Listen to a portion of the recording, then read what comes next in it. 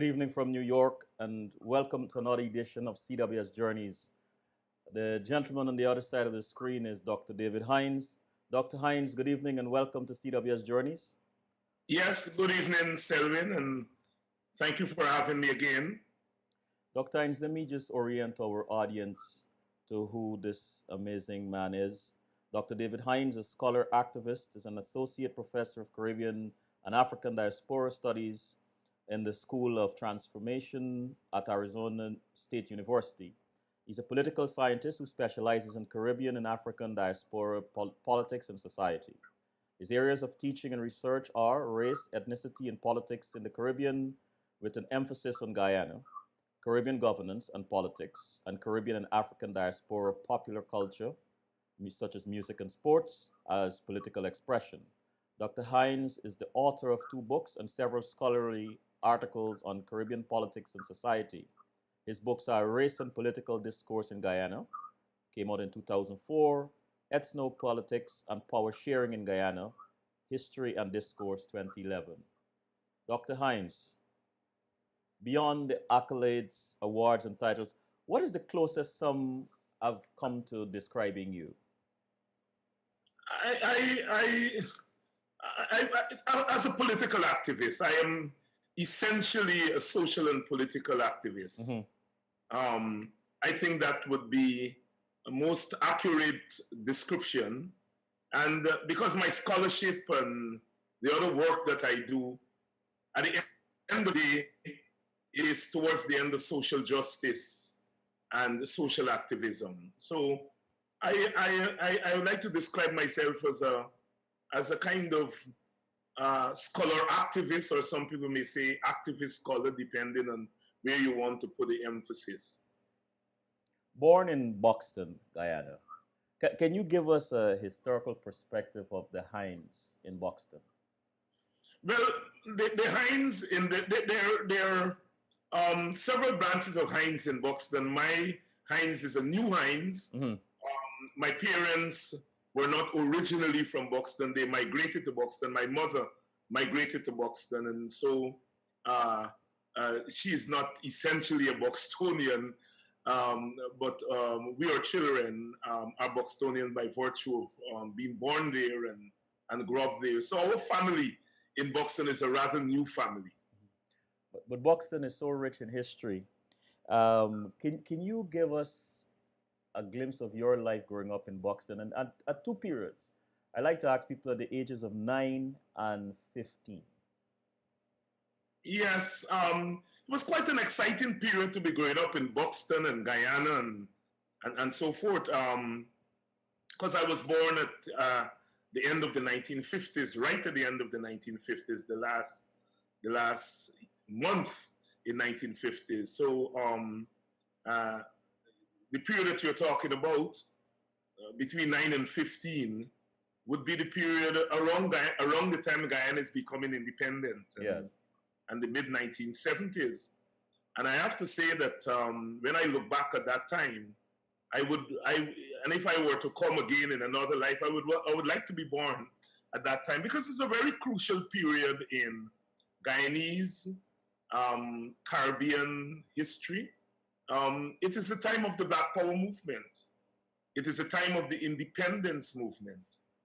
It is the time that reggae is being born in 1968. Yes. It is the time that the West Indies cricket team is preparing itself to dominate cricket in the world for the next 2 decades. It is the time that we are transitioning from colonial rule, 150 years of colonial rule. Before that, 250 years or so of slavery. And so this is a time that we are transitioning away from bondage into becoming really truly free people. So it was very exciting to be part of that world, that moment in Caribbean history, in Guyanese history, in world history. Well, who are some people? Who are some people you met at that time that made an impact on you? Well, one of the first major figures that had an impact on me was a UC Guyana, because he lived in Buxton, and so he was always there, and had a tremendous impact on my generation in terms of orienting us towards the value of service, the value of civic engagement, political engagement, because that is what he spent his life doing. And Buxton, I was about to say, was this veritable laboratory of everything that I talked about. Here is a village.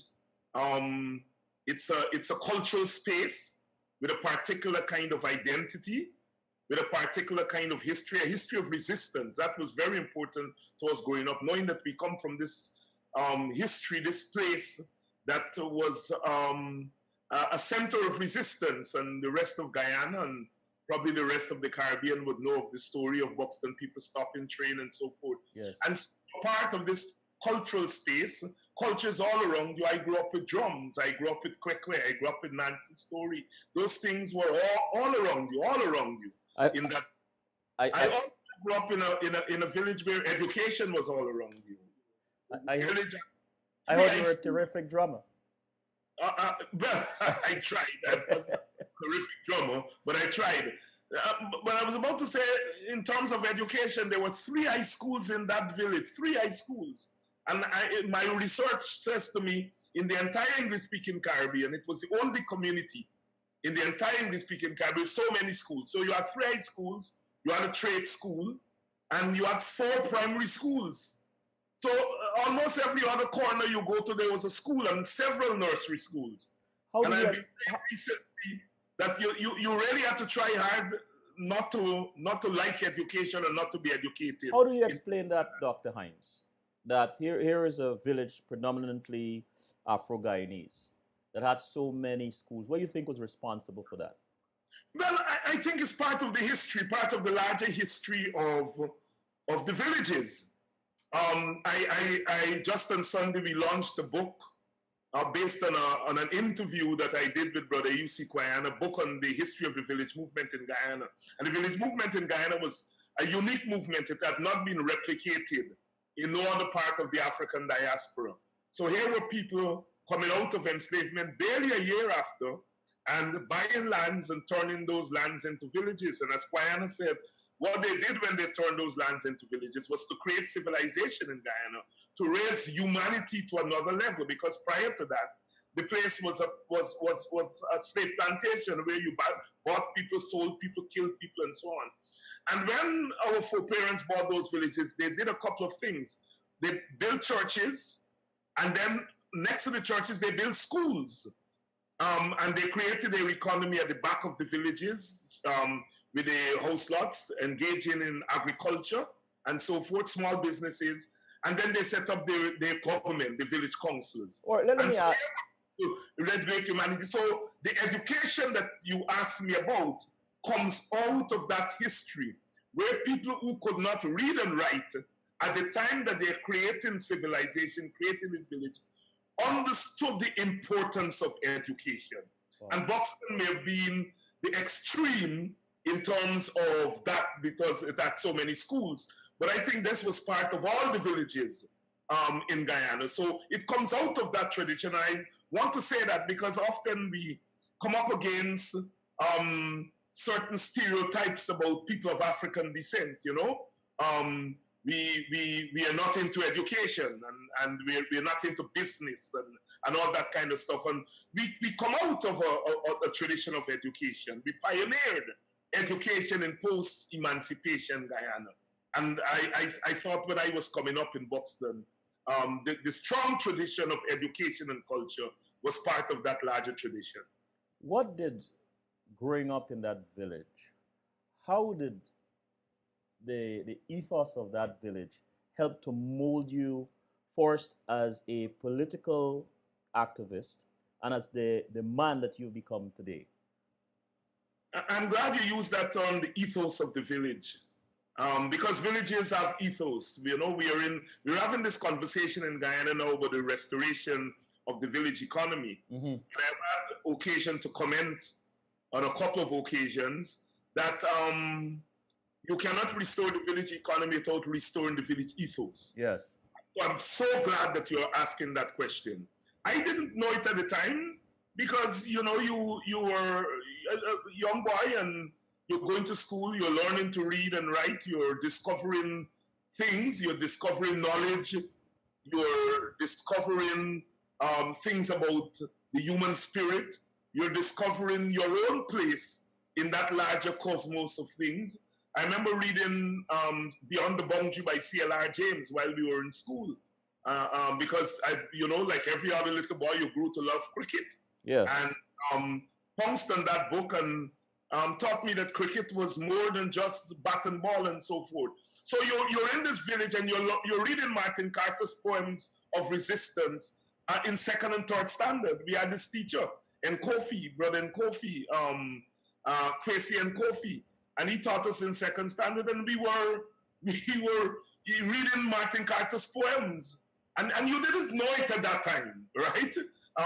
By the time we got to high school, I had known most of Martin Carter's poems of resistance, and you didn't know it at that time. Now later on, as I look back, I think all those influences, the influence of culture, the influence of art, the influence of sports, the influence of politics, because politics was always around us, when it was Forbes Burnham or Chetty Jagan or Walter Rodney or people coming in from outside of the country, they all came to Buxton. And so you were seeing them there. This was the influence of Guyana, who was nationally and regionally involved in politics. And because of that, all these people would come to Buxton. And so you were seeing them. So you were in this mix of things in which your sense of self, your sense of personhood, and your sense that you're part of something larger is brewing. But you're not consciously saying, well, this is what is happening. Right. I said, now that I look back, I realize that all of that happening at that time, in that little space, in that little village, had a tremendous influence. I went to school in Buxton. I didn't leave Buxton. Some of our contemporaries went to town school and so on. But I went to primary school, like most of us in Buxton, and went to high school. Because like I said, we have 3 high schools in the village.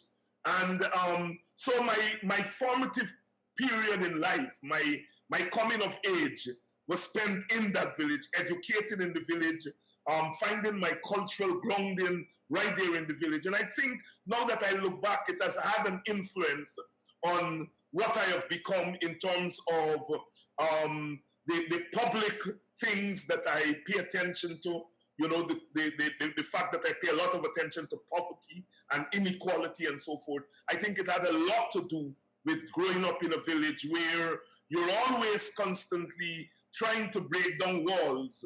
I remember my aunt who raised us, because my mother left to come to the United States of America when we were very young. And we were raised by this aunt, and she did 2 jobs. One job was as a maid in the home of some very rich people in the village, and she was also a vendor, fruit vendor and a black pudding vendor. And I remember her coming home. You would go to the place where she's working, in these people's home, in these people's kitchen, and she would be very pleasant. And, yes, mistress, and so on. And she would come home and she would curse those, the situation, the fact that she had to work in these people's kitchen. And she felt it was demeaning. And that had a tremendous impact on me, in that I very early developed this sense of injustice and inequality. My aunt, who, I was a very strong woman, very culturally aware, very politically aware, but in order to make a living, she had to work in somebody else's kitchen and had to undergo that kind of demeaning kind of behavior by virtue of working there. But the fact that when she came home, she was conscious. She was very conscious about the injustice that was being done to her. And so very early I developed that sense of the wrongness of inequality and the rightness of social justice. As I'm listening to you, I'm thinking about this paradox. People ask if a tree falls in the forest and no one is there if it makes a sound. So I want to use that analogy to your aunt working for these rich people, very pleasant when she's around them, and at home she's conscious enough to curse the situation. and that has had some impact on you in molding your political consciousness or your consciousness of injustice and so on. The Yes, question I very want to true. ask here, the question I really want to ask here is how very important is it for people, the average person or the commoner, to know or to be conscious of their position or of their status? Because it's one thing to want to fight for a people if they are conscious of the disparity in which they find themselves. But what if they are not conscious of that disparity? What then? But yes, some people draw the comparison between then, the 1960s, the 1970s, and probably before, and now, where people are arguing that the consciousness among people of their condition is not as heightened as it was during that period. And as someone who does a lot of work in villages, going to villages, talking to people, listening to people, and so forth, I think the consciousness is there. I don't think there is any difference in the consciousness back then and the consciousness now. What is different is how people express that consciousness. Back then, there was much more public expression of consciousness. There was much more a sense of the need to resist, probably because we were close to colonialism, where you're constantly resisting the imposition, you're consciously resisting injustice. And so, because we were probably just coming out of colonialism, the sense of pushing back, the sense of resisting wrong was very much there, and people were into expressing that very publicly. But I think what has happened over the years is that our political system and our political culture has, in a sense, frustrated public resistance and public involvement in politics. People have come to fear they would lose their jobs, that the children or their relatives would be discriminated against. And so there is not a willingness to express that consciousness in a public way. But it's there, the consciousness is there, because consciousness arises out of people's experiences. The consciousness that we derive of the world, of the community around us, comes out of our day-to-day experiences. And I see that consciousness. I hear that consciousness when I go into the villages. Often when I go into villages, I'm learning from people because, I'm not there on a day-to-day basis, and I constantly have to learn about what oppression means in a particular village, whether it's in Stanleytown, on the West Bank, Dartmouth, on the Essequibo Coast, or Buxton, where I live. I'm constantly learning. So the consciousness is there. You'll be amazed at it.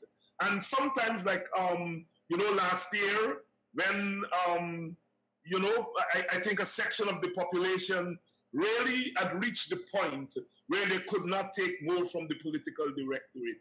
And we saw an overflowing of that consciousness manifesting itself in electoral politics.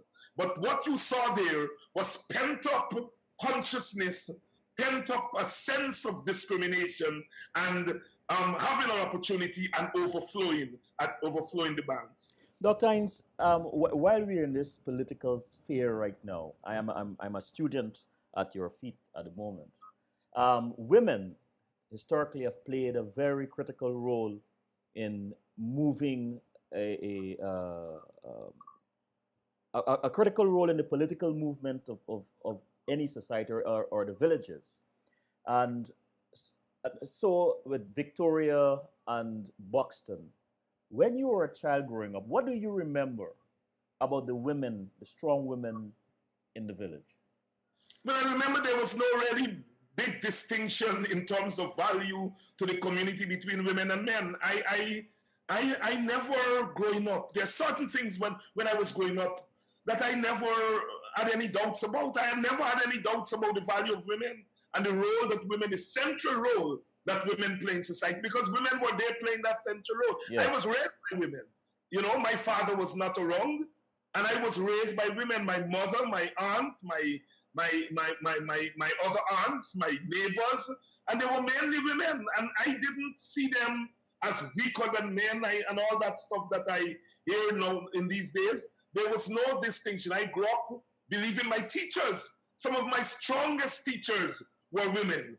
And so here were women playing important roles. There were women who were farmers, going into the back dam and farming and paddling their boats and coming out and so on. So there was no doubt in my mind. I had no doubt in my mind that women were equal to men. You know, and let me tell you something, Selwyn.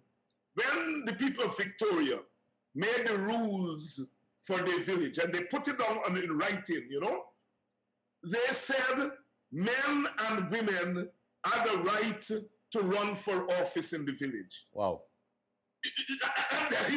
So you understand, and this is before the Declaration of Independence in the United States, where they did not give women the right to vote. But here was a little village, Victoria, in Guyana, giving women and men equal right to vote and to run for office. So your question is so important. You know, what has happened a lot in a lot of our villages is that men have had to leave the villages to go to the gold field, to go to the islands, to look for work as the village economy disintegrated. The men had to leave the village. And when you go to a lot of the villages these days, you see a lot of women and children. A lot of women and children. The women are taking care of the villages, holding the villages together, and so forth. And so they continue to play that important role. But obviously, the burden on women is too much. The burden on women is too much. And so, you know, we have to do something with the absence of men in the villages because, you know, the women are trying their best, but they're obviously limited in terms of, you know, lack of employment and so on and so forth. But they continue to play a major role. You just have to look at who were in the front ranks of the ordinary people standing up for their own dignity last year. Yes. And trying to return Guyana to some sense of political normalcy. They were women. And in many regards, they were young women, which is very encouraging. You travel a lot to Guyana and spend a lot of time in the village, listening to the women, having not the women, to the villagers, and having conversations and so on.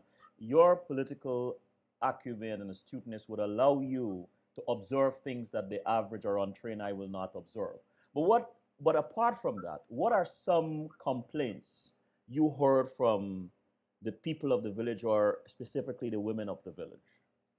Well, one of the big complaints you hear all the time is the decline of education. And that's very interesting because, you know, it surprised even me that people in those villages are still big on education. They still believe that education, despite the decline, despite all that is happening around them, they still have a hope in education. So it's, you know, the kind of contradiction. On the one hand, our children are not doing as well as they should in the education arena. Education standards have declined and so on.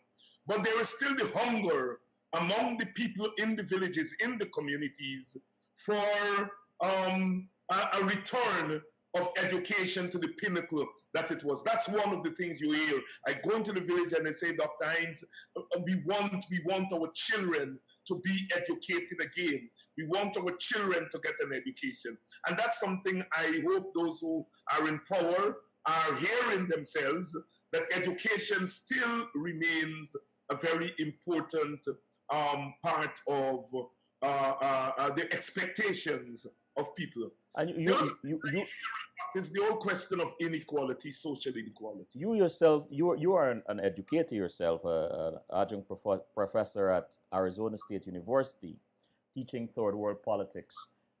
When did this journey as an educator begin for you, and what started it? Well, you were always.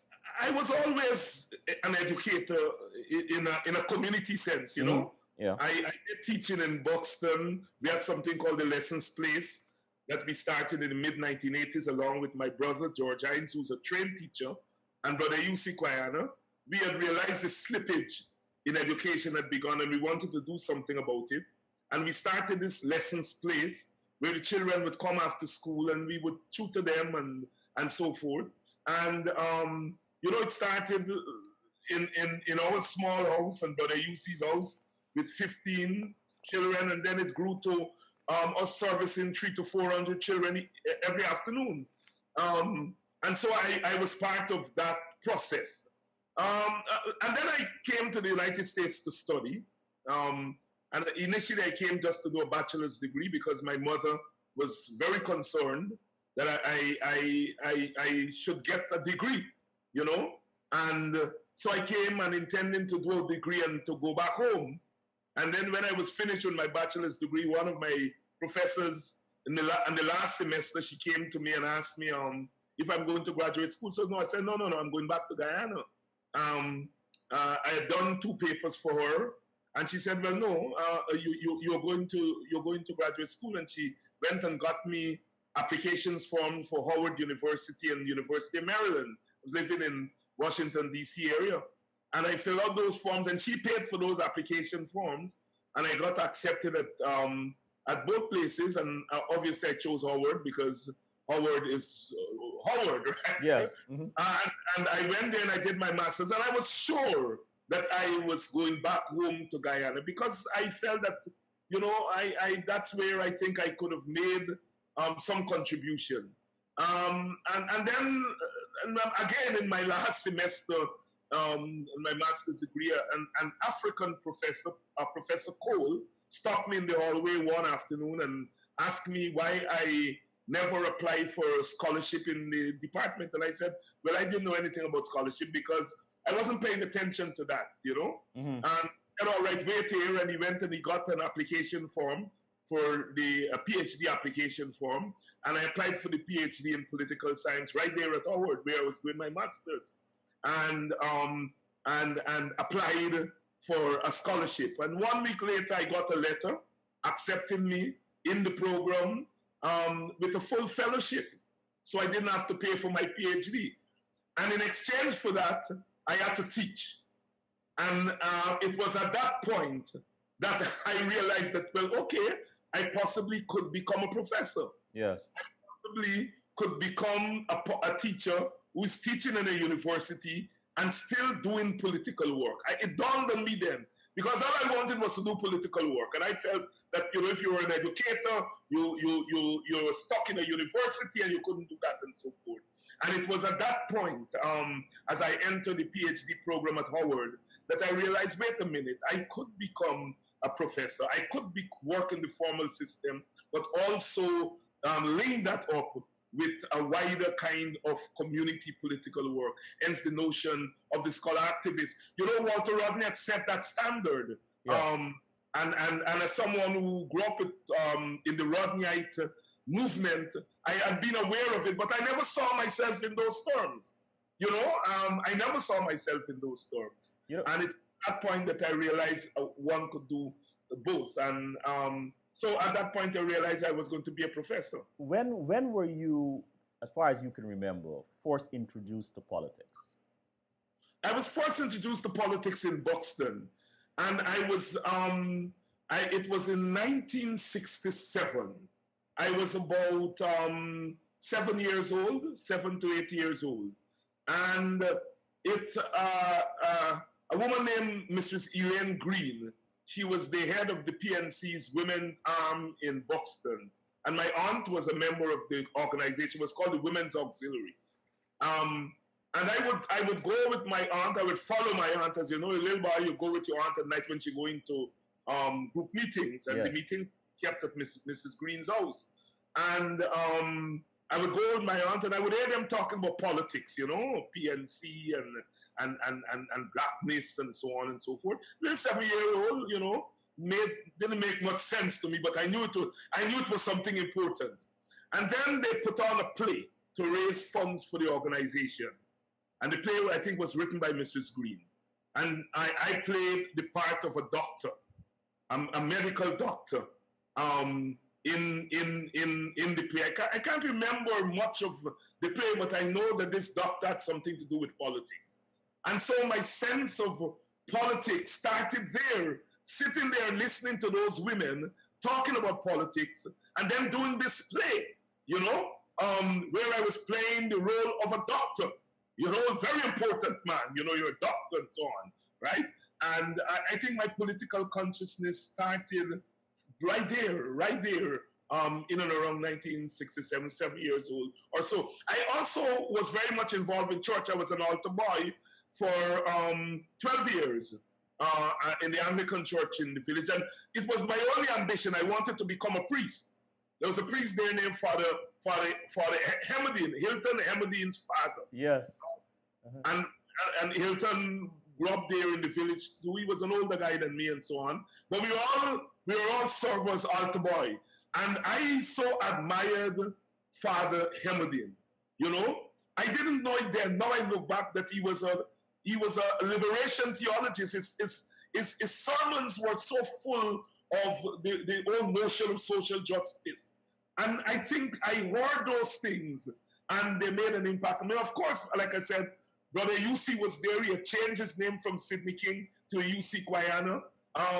And I realized there was something important in that change of name. And again, there was never any doubt in my mind about whether I'm black or not. I hear people talk this nonsense, so I'm not African, Guyanese, and Guyanese. I never doubted that I was Guyanese, but I also never doubted that I was an African. There was to this day, I still don't have that contradiction between being an African and being a Guyanese. I hear people with it and I sympathize with them, but I'm very glad I don't have that. You know, it's interesting that you mentioned that. A question comes to mind. You mentioned religiosity. Well, okay, given that racism and religiosity seem to be such a part of the cultural fabric of Guyana, see how I can frame this question. What do you think is the likelihood that we will see a prominent figure in Guyana, perhaps a politician, for instance, declare him or herself a Pan-African in the near future? I don't think they will do it. I don't think.